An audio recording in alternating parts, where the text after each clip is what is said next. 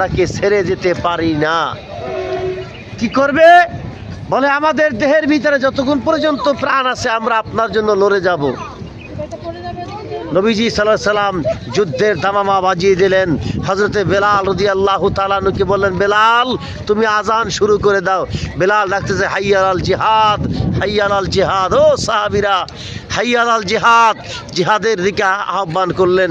সাহাবা আজমাইন বলেন, বেলাল কখনো তো এই টাইমে আজান দেন না, আর আজানের ভিতরে হাইয়া আল জিহাদ বলছে, তার মানে জিহাদে যেতে হবে।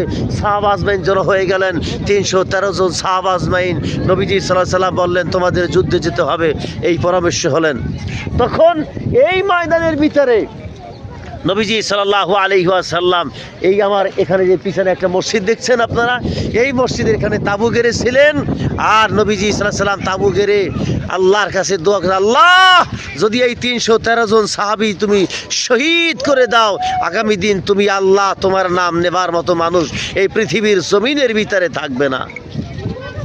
হাজিরিন, সঙ্গে সঙ্গে জিবরিল আমিন আলাইহিস সালাতু ওয়াস সালাম, ওই যে পাহাড় দেখতেছেন জাবালে মালাইকা, ওই যে বিশাল বড় পাহাড়, ওই পাহাড়ের উপরে নবীজি সাল্লাল্লাহু আলাইহি সাল্লামকে লক্ষ্য করতে বললেন, ইয়া মুহাম্মদ উনজুর ইলাল জাবালে মালাইকা, ওই পাহাড়ের দিকে তাকাও। যখন পাহাড়ের দিকে তাকালেন, নবীজি সাল্লাল্লাহু আলাইহি সাল্লাম মৃদু হাসি দিলেন। সাহাবা আজমাইন বললেন, ইয়া রাসূলুল্লাহ আপনি হাসলেন কেন? বলে, আমি যা দেখি তোমরা তো তা দেখো না। কি দেখলেন? বলে, 5000 আল্লাহ তাআলার সৈনিক ফেরেশতাদেরকে আল্লাহ তাআলা জিবরিল আমিনকে সেনাপতি বানাইয়া আজকে ময়দানের ভিতরে প্রেরণ করেছেন। সুবহানাল্লাহি বিহামদিহি, সুবহানাল্লাহিল আযীম। এই ময়দানে যখন যুদ্ধ শুরু হয়ে গেলেন, ময়দানের ভিতরে যখন যুদ্ধ শুরু হয়ে গেল, তখন মায এবং মুআবিজ রাদিয়াল্লাহু তাআলা আনহু, ছোট্ট ছোট্ট দুইটা ভাই, তখন তারা বলতেছে, মায এবং মুআবিজ, আমাদের নবীজির দুশমন আবু জেহেল কোথায়? বলে, ওই যে দেখা যাচ্ছে। তখন দুই ভাই এসে ওই ঘোড়ার উপরে আঘাত করে দিয়েছে, একবার হাতের উপরে আকরামা, তখনও মুসলমান হয় নাই, আঘাত করেছে। তখন এই চামড়ার সাথে ঝুলতেছিল। তখন ওই ভাই তখন আল্লাহকে ডাক দিবেন, আল্লাহ তোমার রসুলের মহাব্বতে আমার হাতটাকে বদরের প্রান্তরে শহীদ করে গেলাম টান দিয়ে।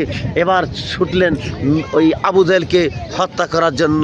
আবু জেহেলকে জমিনের ভিতরে ফেলে দিয়ে এক ভাই বুকের উপরে দাঁড়িয়ে গেছে, তরবারে নিয়ে বলতেছে, তোকে এখন জবাই করব।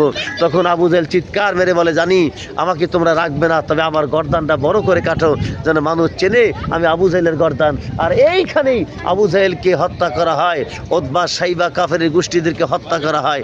আসুন এখান থেকে শিক্ষা গ্রহণ করি। আল্লাহ তাআলা ইসলামের পক্ষে আমাদেরকে থাকার তৌফিক দান করুন।